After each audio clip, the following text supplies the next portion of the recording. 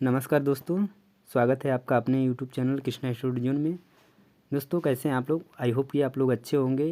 दोस्तों कल हमने मैथ्स के क्वेश्चन किए थे previous year question paper practice set में, ठीक है।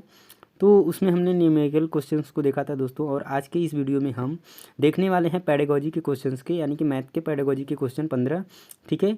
कि किस तरीके से जो वही कि पेडागोजी में जो क्वेश्चन इस बार पूछे जाएंगे या आ सकते हैं दोस्तों। तो ये बता दें कि ये जो आज का हम लोग सेशन करने वाले हैं, ये 2021 के जनवरी के मतलब दिसंबर में पेपर जो हुआ था दोस्तों अगली बार, ये उस पेपर से उठाए गए क्वेश्चंस हैं। 15 पेडागोजी के क्वेश्चन जो आपको आने वाले एग्जाम्स के लिए काफ़ी महत्वपूर्ण होने वाले हैं दोस्तों। तो यदि आप चैनल को सब्सक्राइब नहीं किए हैं तो चैनल को सब्सक्राइब कर लें, क्योंकि ऐसे ही वीडियोस, ऐसे ही शानदार प्रैक्टिस सेट हम डेली लेके आते रहते हैं आपके लिए, ठीक है। तो अगर हमसे जुड़ना चाहते हैं और अपनी तैयारी को और मजबूत बनाना चाहते हैं दोस्तों, तो चैनल को सब्सक्राइब करना ना भूलें। तो चलिए आज का ये सेशन स्टार्ट करते हैं, और आपके सामने रहा ये पहला क्वेश्चन, ठीक है। तो पहला क्वेश्चन क्या है दोस्तों? निम्नलिखित में से कौन सा संदर्भ आधारित गणित शिक्षण एवं अधिगम का सर्वाधिक उपयुक्त उदाहरण है? दोस्तों ध्यान से क्वेश्चन को पढ़िएगा और आंसर दीजिएगा, और खुद को चेक करिए कि ताकि हम किस तरीके से मैथ्स के पेडागोजी के क्वेश्चंस को हम किस तरीके से कर पा रहे हैं, और आपको कहाँ से प्रॉब्लम है और किसको आपको ज़्यादा ध्यान देना है और पढ़ने की ज़रूरत है। क्योंकि दोस्तों अब टाइम बहुत कम रह गया है, जो भी जितने दिन चलते जा रहा है दोस्तों, और आपका एग्ज़ाम कब पड़ता है ये इस पर डिपेंड करता है कि आपको कितना टाइम मिल पाता है और तैयारी करने के लिए, ठीक है। शायद उम्मीद है कि 25, ठीक है, 25 दिसंबर के आसपास आपका एग्ज़ाम स्टार्ट हो गया, तो उसको मान के चलिए और अपनी तैयारी को शुरू कर दीजिए दोस्तों। चलिए इस क्वेश्चन का आंसर देखिए। चलिए कुछ पहले ऑप्शन पढ़ लीजिए। पूछा क्या था दोस्तों कि कौन सा संदर्भ आधारित गणित शिक्षण एवं अधिगम का सर्वाधिक उपयुक्त उदाहरण है? दोस्तों कक्षा में आयोजित गणित प्रश्नोत्तरी में विद्यार्थियों का भाग लेना, समूहों में काम करते हुए विद्यार्थियों का अपने घरों से लाए गए राशन के बिलों पर चर्चा करना एवं उनका विश्लेषण करना, विद्यार्थी पाठ्य पुस्तक में दिए गए इबारती सवालों को हल कर रहे हैं और कक्षा में विद्यार्थी वीडियो देख रहे हैं और उस वीडियो में समझाए गए निर्देशों का अनुसरण करते हुए दिए गए कार्य को पूरा कर रहे हैं। तो इसमें जो आपका राइट आंसर हो जाएगा दोस्तों, यानी कि सबसे जो पॉजिटिव आपका आंसर होने वाला है दोस्तों, ऑप्शन नंबर बी होगा। यानी कि हम शुरू से पढ़ने आए दोस्तों, एनसीएफ भी कहता है यही कि मतलब बच्चों को उसके रियल लाइफ से आप जोड़ के पढ़ाइए, तो इसमें आपको उनसे ये जो है संदर्भ आधारित जो गणित की शिक्षण होगी दोस्तों, वो सबसे उपयुक्त मानी जाएगी। तो इसमें भी वही हो रहा है दोस्तों, क्योंकि वो अपने घरों से लाए गए राशन के बिलों पर चर्चा करेंगे और उनका विश्लेषण करेंगे, तो उनका जो अधिगम होगा दोस्तों गणित के आधार पे, तो वो काफ़ी अच्छा होगा, ठीक है। नेक्स्ट क्वेश्चन देखिए दोस्तों, सेकेंड नंबर क्वेश्चन, ठीक है। और आज के सेशन में हम 15 क्वेश्चन करने वाले हैं पेडागोजी के, जो आपको बहुत ही महत्वपूर्ण होने वाले हैं दोस्तों, क्योंकि ठीक एकदम समझ लीजिए कि इसी टाइप के क्वेश्चन आपको एग्ज़ाम में देखने को मिलेंगे। तो ये आपके लिए बहुत ही इंपॉर्टेंट सेशन है दोस्तों। तो चैनल को सब्सक्राइब और लाइक करना ना भूलें अगर आपको वीडियोस पसंद आता है तो, ठीक है। चलिए क्वेश्चन को ध्यान से देखिए। लिखा है 27x4 को हल करने के लिए एक छात्रा निम्नलिखित रणनीति का उपयोग करती है। 27x4 फिर 30, यानी कि यहाँ पे क्या हो रहा है दोस्तों, देखिए किस तरीके से क्वेश्चन को हल करके, और वह जोर से कहती है कि उत्तर 108 है। निम्नलिखित में से कौन सा छात्रा द्वारा उपयोग की गई रणनीति के लिए अति उपयुक्त है? ऑप्शन को पढ़िए। छात्रा ने इस रणनीति से उत्तर को आकलित किया है दोस्तों, छात्रा ने गणन के प्रतिकारी रणनीतियों का उपयोग किया है, या फिर छात्रा ने तुक्के भिड़ाकर, तो तुक्के तो भिड़ाए नहीं दोस्तों, उसने यहाँ पे सॉल्व किया है क्वेश्चन को, ठीक है, साफ साफ दिख रहा है। और यह गुणन की समस्या को हल करने की अनुपयुक्त बोल दिया, तो ये भी दोस्तों ये रॉन्ग हो जाएगा। बचा आपका आकलित, और यानी कि फर्स्ट और सेकेंड ऑप्शन में से कौन सा आपका राइट होगा दोस्तों? तो इसमें जो आपका राइट आंसर हो जाएगा दोस्तों, ऑप्शन नंबर मतलब बी आपका इसमें राइट आंसर हो जाएगा, ठीक है। चलिए नेक्स्ट क्वेश्चन देखिए दोस्तों, क्वेश्चन नंबर 48 लिखा है राष्ट्रीय पाठ्यचर्या रूपरेखा 2005 के अनुसार, यानी एनसीएफ 2005 के अनुसार बोल रहा है दोस्तों, निम्नलिखित में से कौन सा गणित के शिक्षण अधिगम को सुधारने के लिए दी गई सिफारिशों में से एक सिफारिश को निरूपित करता है? ठीक है, इन चारों में से किसी एक सिफारिश को निरूपित करता है, वो कौन सा है ये आपको बताना है दोस्तों, ठीक है।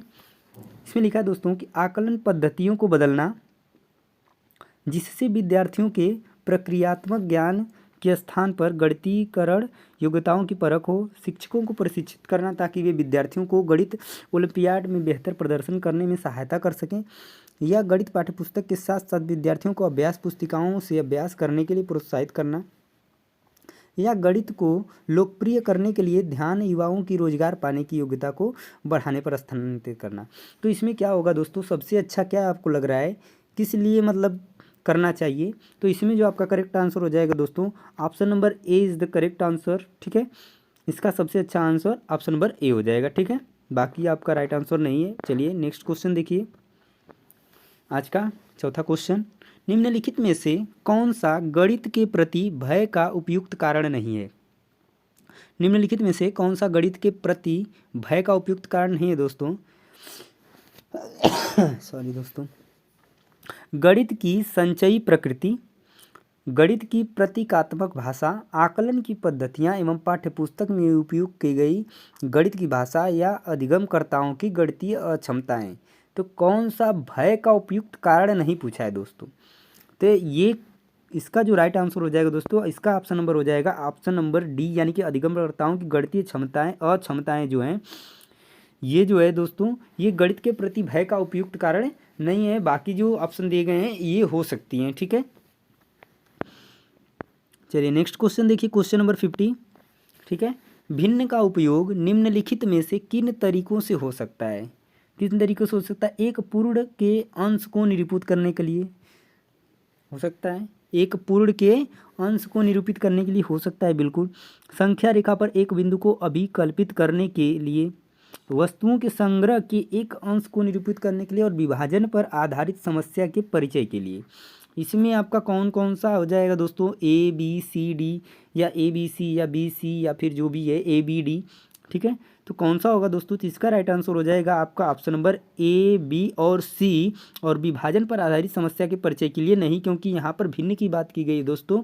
ठीक है, तो यहाँ पर विभाजन की बात नहीं की गई है। इस तरीके से जो आपका राइट आंसर हो जाएगा दोस्तों, ऑप्शन नंबर ए जो है आपका करेक्ट आंसर हो जाएगा। ठीक है, क्वेश्चन नंबर देखिए 51, यानी कि आपका ये इस सेशन का 6वां क्वेश्चन है। ठीक है, देखिए दोस्तों, दिया है निम्नलिखित में से कौन सा एक रचनात्मक गणित की कक्षा का अति उपयुक्त उदाहरण है? निम्नलिखित में से कौन सा एक रचनात्मक गणित की कक्षा का अति उपयुक्त उदाहरण है दोस्तों? तो शिक्षक प्रत्येक विद्यार्थी के पास जाकर कलन विधि के उपयोग से समस्या को हल करने में उसकी सहायता कर रहा है, या शिक्षक श्यामपट्ट पर प्रश्न को हल कर रहा है। एक समस्या के समाधान को खोजते समय विद्यार्थी अन्वेषण में व्यस्त है, या विद्यार्थी जो है सामूहिक रूप से पहाड़ों को एक लय में गा रहे हैं। तो ऐसा नहीं है दोस्तों, इस क्वेश्चन का जो राइट आंसर हो जाएगा दोस्तों, option number C is the correct option हो जाएगा। ठीक है, चलिए क्वेश्चन नंबर 52 देखिए दोस्तों, क्वेश्चन नंबर 52 क्या कर रहा है? निम्नलिखित में से कौन सी ज्यामितीय में एक प्रक्रिया नहीं है? यानी ज्यामिति में कौन सी प्रक्रिया नहीं होती है दोस्तों? तो मापन होता है, निरूपण भी होता है, प्रक्रियात्मक प्रवाह और तार्किक क्षमता और उपपत्ति। इन दोनों में से कौन सा होगा दोस्तों? तो कौन सा नहीं पूछा है दोस्तों, तो कौन सा आपका नहीं होगा? तो इसमें जो है आपका जो है सी जो है ऑप्शन दोस्तों नहीं होगा। तार्किक क्षमता तो होगी, तर्क तो होंगे ही दोस्तों, और उपपत्ति भी करनी है उसमें। ठीक है, बस इसमें प्रक्रियात्मक प्रवाह जो है कि नहीं होगा, ये आपका करेक्ट आंसर हो जाएगा। ठीक है, चलिए क्वेश्चन नंबर देखिए 53। क्वेश्चन नंबर 53 में क्या कर रहा है दोस्तों कि निम्नलिखित में से कौन सा कथन गणित की प्रकृति के संदर्भ में उपयुक्त नहीं? दोस्तों तो गणित की प्रकृति से निश्चित रूप से एक क्वेश्चन आना ही आना है दोस्तों। तो निश्चित रूप से आप इसको पढ़ के जाइएगा कि आखिर गणित की प्रकृति क्या क्या होती है दोस्तों। इससे एक क्वेश्चन आपका निश्चित रूप से पक्का हो जाएगा। और बता दें तो इस वीडियो से अगर आप चाहें तो कम से कम अपने पेडागोजी में सिर्फ मैथ्स के आप 5 से 6 नंबर क्या 10 नंबर तक आप तो समझ लीजिए, अगर अच्छे तरीके से इस टाइप के क्वेश्चंस को सबको अगर ध्यान दे देते हैं अगर टॉपिक को, तो आपका 10 नंबर पक्का हो जाएगा सिर्फ इस वीडियो से। ठीक है, निम्नलिखित और जितना भी अभी प्रीवियस ईयर पेपर जो हुए हैं दोस्तों उसके भी पेडागोजी में लेके आऊँगा आप लोगों के लिए। ठीक है, बस आप लोगों का सपोर्ट चाहिए। ठीक है दोस्तों, क्योंकि तभी हम वीडियोस क्या है कि और अधिक से अधिक आपके लिए बना पाएंगे। और जो भी आपकी रिक्वायरमेंट है वो कमेंट में डाल दीजिए, उसके हिसाब से हम आपके लिए और भी वीडियोज़ लेके आ जाएंगे। चलिए क्वेश्चन को ध्यान से पढ़िए। निम्नलिखित में से कौन सा कथन गणित की प्रकृति के संदर्भ में उपयुक्त नहीं है? देखिए दोस्तों, इसकी प्रकृति पदानुक्रमिक है। गणितीय अवधारणाओं की प्रकृति जो है कि अमूर्त होती है। यह विज्ञान की तरह है जो कि अवलोकन पर आधारित है और यह निहित प्रतिमानों को उजागर करता है। तो इसकी कौन सी जो है कि प्रकृति जो है कि दोस्तों उपयुक्त नहीं है उसको बताना है हमको, ये नहीं कि उपयुक्त है, ये कौन सी उपयुक्त नहीं है। ठीक है, तो इसका आंसर जो हो जाएगा दोस्तों, इसका ऑप्शन नंबर हो जाएगा ऑप्शन नंबर सी। ठीक है, यानी कि यह विज्ञान की तरह है जो कि अवलोकन पर आधारित है। तो कोई ज़रूरी नहीं है दोस्तों इसमें कि अवलोकन पर ही आधारित हो। कई ऐसे क्वेश्चंस होते हैं मैथ में जो अवलोकन पे नहीं होते हैं, बिना देखे भी उसको हम लोग करते हैं। ठीक है, क्योंकि उसकी प्रकृति जो है अमूर्त भी होती है दोस्तों। तो इस तरीके से अवलोकन कोई ज़रूरी नहीं है, क्योंकि अगर अवलोकन जरूरी होगा दोस्तों तो उसका मूर्त होना भी जरूरी हो जाएगा। ठीक है, नेक्स्ट क्वेश्चन देखिए दोस्तों, क्वेश्चन नंबर जो है कि 54, निम्नलिखित कथनों में से कौन सा कथन गणितीय खेलों के बारे में सही है। देखो ये दोस्तों गणितीय खेलों के बारे में पूछा है कि कौन सा कथन सही है।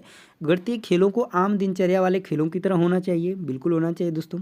या गणितीय खेल बच्चों को अनुपदेशात्मक प्रतिपुष्टि प्रदान करते हैं, और गणितीय खेल बच्चे में अनुमान, पूर्व ज्ञान और योजना तैयार करने को बढ़ावा देते हैं दोस्तों। तो इसमें आपका करेक्ट आंसर क्या होना चाहिए दोस्तों, इसमें आपका जो करेक्ट आंसर होगा दोस्तों, इसमें हो जाएगा आपका ऑप्शन नंबर बी और सी। ठीक है, यानी कि गणितीय खेल बच्चे को अनुपदेशात्मक प्रतिपुष्टि प्रदान करते हैं। ठीक है, और गणितीय खेल में जो बच्चे हैं वो अनुमान, पूर्व ज्ञान और योजना तैयार करने को बढ़ावा भी देते हैं। ठीक है, गणितीय खेलों को आम दिनचर्या वाले खेलों की तरह नहीं दोस्तों, अगर आम दिनचर्या वाले खेलों की तरह अगर शायद नहीं हो, अगर होगा तो क्या उसमें बच्चे जो है कि उसको अलग तरीके से सीख पाएंगे, नहीं। इसको थोड़ा सा क्या है कि गणित से रिलेटेड करके क्या होना चाहिए ताकि उसमें अनुमान, पूर्व ज्ञान और योजना को तैयार करने के लिए बढ़ावा मिल सके। ठीक है, चलिए नेक्स्ट क्वेश्चन की तरफ। क्वेश्चन नंबर 55, क्वेश्चन नंबर 55 क्या कहता है दोस्तों कि राष्ट्रीय पाठ्यचर्या रूपरेखा के अनुसार प्राथमिक कक्षाओं में गणित पाठ्यचर्या होनी चाहिए। ठीक है, गणित पाठ्यचर्या होनी चाहिए, सुसंगत होनी चाहिए, महत्वाकांक्षी होनी चाहिए, या महत्वपूर्ण मानक कलन विधियों पर बल देने वाली हो। तो क्या ऐसी होनी चाहिए दोस्तों, इसमें आपका करेक्ट आंसर क्या होना चाहिए कि सुसंगत भी होना चाहिए, महत्वाकांक्षी। ये दोनों सही लग रहा है, और इस तरीके से आपका राइट आंसर हो जाएगा दोस्तों ऑप्शन नंबर सी, यानी कि ए और बी दोनों सही है। ये सुसंगत भी होना चाहिए और महत्वाकांक्षी भी होना चाहिए। ठीक है, चलिए क्वेश्चन नंबर 56 देखिए दोस्तों। ठीक है, क्वेश्चन नंबर 56 क्या कहता है दोस्तों, निम्नलिखित में से कौन सा गणितीय निदर्शन का अति उपयुक्त उदाहरण है। निम्नलिखित में से कौन सा गणितीय निदर्शन का अति उपयुक्त उदाहरण है दोस्तों। तो बोला है गणित कक्षा में कार्टून वाली कहानी का उपयोग करना, लंबाई चौड़ाई सूत्र के उपयोग द्वारा आयत के क्षेत्रफल का परिकलन करना, या एक घने वन में वृक्ष की संख्या का अनुमान लगाने के लिए गणितीय निदर्श का निर्माण करना, यानी मॉडल का निर्माण करना, या गणितीय अवधारणा को समझने के लिए मूर्त मॉडल का उपयोग करना। तो कौन सा जो है कि सबसे अच्छा उदाहरण है दोस्तों गणितीय निदर्शन का। ठीक है, अति उपयुक्त उदाहरण पूछा है दोस्तों। तो गणित में कक्षा में कार्टून वाली कहानियों का उपयोग करना, या एक घने वन में वृक्ष की संख्या क्या अनुमान लगाने के लिए, या फिर एक गणितीय अवधारणा को समझने के लिए मूर्त मॉडल का उपयोग करना। तो इसमें जो आपका राइट आंसर हो जाएगा दोस्तों, यानी कि ऑप्शन नंबर सी जो है इस क्वेश्चन का करेक्ट आंसर हो जाएगा। ठीक है, चलिए नेक्स्ट क्वेश्चन देखिए दोस्तों। नेक्स्ट क्वेश्चन क्या कहता है, निम्नलिखित में से कौन सा प्राथमिक कक्षा के विद्यार्थियों में गणित अधिगम को प्रोत्साहित करने के लिए उपयुक्त नहीं है। ठीक है दोस्तों, उपयुक्त नहीं पूछा है, निगेटिव सवाल है, ध्यान दीजिएगा इस चीज़ को। ठीक है, यहाँ पे गलतियाँ ज़्यादा होती हैं बच्चों से, और वहाँ पे आपका नंबर जो है कि उस क्वेश्चन को आते आते भी आप गलत करके चले आते हैं, उस तरीके से आपका एक नंबर जो है दोस्तों आसानी से बिना मतलब का कट जाता है। ठीक है, तो चलिए देखिए इस क्वेश्चन को पढ़िए ध्यान से और कोई इस क्वेश्चन का आंसर दीजिए। तो पहला ऑप्शन है क्या दोस्तों, अवधारणाओं को उनके दैनिक जीवन के अनुभवों से जोड़ना, प्रक्रिया के बजाय उत्पाद पर बल देना, और शिक्षण सामग्रियों का उपयोग करके अमूर्त अवधारणाएं पढ़ाना। तो किस तरीके का होगा दोस्तों, तो दैनिक जीवन से जोड़ना, तो ये अच्छी बात है दोस्तों, प्रक्रिया के बजाय उत्पाद पर बल देना। ठीक है, तो इस क्वेश्चन का जो राइट आंसर हो जाएगा दोस्तों आपका क्या होगा, इसका हो जाएगा केवल बी, यानी कि यही जो है दोस्तों ये उपयुक्त नहीं है। ठीक है, इसमें उपयुक्त नहीं पूछा था, ध्यान दीजिएगा, क्योंकि इसमें ज़्यादातर लोग जो है कि ऑप्शन ए पे क्या करेंगे, ट्रिक मार के चलेंगे ए और सी पे। ठीक है, ऑप्शन नंबर डी पे, क्योंकि उसको ध्यान नहीं देंगे अगर नहीं वाले चीज़ पे, तो क्या होता है कि थोड़ा सा देर होता है क्वेश्चन को पढ़ के, तो इसमें जो है कि आपके लिए पॉजिटिव जो है कि ये हो जाता है, और हम ऐसी ही गलती बार बार करते हैं। ठीक है, चलिए नेक्स्ट क्वेश्चन की तरफ देखते हैं दोस्तों। क्वेश्चन नंबर 58 क्या कहता है, क्वेश्चन नंबर 58 का रहा है दोस्तों कि निम्नलिखित में से किसकी गणित में विद्यार्थियों की समालोचनात्मक चिंतन को प्रोत्साहित करने की संभावना अधिक है। ठीक है दोस्तों, निम्नलिखित में से किसकी गणित में विद्यार्थियों की समालोचना चिंतन को प्रोत्साहित करने की संभावना अधिक है दोस्तों। तो इसमें जो आपका ऑप्शन है देखिए 131 एंड 136 के बीच की 4 पूर्ण संख्याओं की सूची बनाइए। ठीक है, समालोचना चिंतन को बोल रहा है दोस्तों। ठीक है, तो क्या बोल रहा है इसमें, कौन सा होगा। 23 × 15 का मान ज्ञात कीजिए। यदि एक आयत का क्षेत्रफल इतना है और चौड़ाई इतनी तो उसकी लंबाई कितनी होगी। या 24 सेंटीमीटर परिमाप वाले आयत की लंबाई और चौड़ाई कितनी होगी। तो इसमें आपका कौन सा हो जाएगा दोस्तों करेक्ट आंसर। तो इसमें आपका हो जाएगा ऑप्शन नंबर डी। ठीक है, ओपन एंडेड और क्लोज एंडेड का ये क्वेश्चन है दोस्तों, और इससे भी एक क्वेश्चन आपका आना ही आना है। ठीक है, तो इसको भी आप लोग निश्चित रूप से एक बार समझ लीजिएगा, पढ़ लीजिएगा। इससे एक क्वेश्चन 100% आना है दोस्तों, बाहर नहीं जाएगा कहीं पर भी। ठीक है, तो उस टॉपिक को ध्यान दीजिए जिस टॉपिक से 100% क्वेश्चन आने वाले हैं दोस्तों। अगर आप उसको तैयार कर लेते हैं तो आपको सीटेट पास होने से कोई नहीं रोक सकता है दोस्तों। इसलिए हम लिखते हैं अपने थंबनेल पे कि सीटेट पास होने से गारंटी है कि अगर आप वीडियोस को प्रैक्टिस सेट को अच्छे से ध्यान कर लेते हैं और कई कई बातों का अनुसरण करते हैं दोस्तों, तो निश्चित रूप से आपको सीटेट पास होने से कोई नहीं रोक सकता है। ठीक है, चलिए ध्यान दीजिए अगले क्वेश्चन की तरफ। क्वेश्चन नंबर 59 क्या कहता है दोस्तों कि एक समोसे को देखकर एक बच्चा उसे त्रिभुज कहता है। क्या कहता है दोस्तों, एक समोसे को देखकर एक बच्चा उसे त्रिभुज कहता है। वैन हेले के ज्यामिति विकास के सिद्धांत के अनुसार वह बच्चा ज्यामिति विवेचन के किस स्तर पर है। इस बात को भी ध्यान दीजिए दोस्तों, वैन हेले की जो थ्योरी है, ठीक है, उसको भी आप लोग पढ़ के जाइएगा अच्छे से। उससे भी 1 या 2 क्वेश्चन 100% आने वाले हैं।